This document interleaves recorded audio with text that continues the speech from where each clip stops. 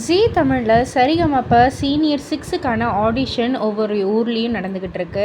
So இப்போ வந்து பாண்டிச்சேரியில் வந்து நடந்துகிட்டு இருக்கக்குள்ள தான் நம்ம பாடகி ஜானகி அம்மா இறந்த ஒரு விஷயம் வெளிவந்திருக்கு. ஸோ அங்கேயே வந்து ஜானகி அம்மா அவர்களுக்கு ஒரு மௌன அஞ்சலி செலுத்தியிருக்காங்க.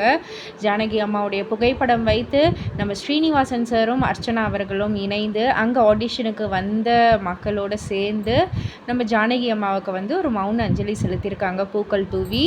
அண்ட் நம்ம ஸ்ரீனி சார் ஜானகி அம்மாவுடைய அடோரபிள் டேலண்ட்டை வந்து பகிர்ந்துக்கிட்டாங்க. அண்ட் அர்ச்சனா அவர்களும் பகிர்ந்துக்கிட்டாங்க.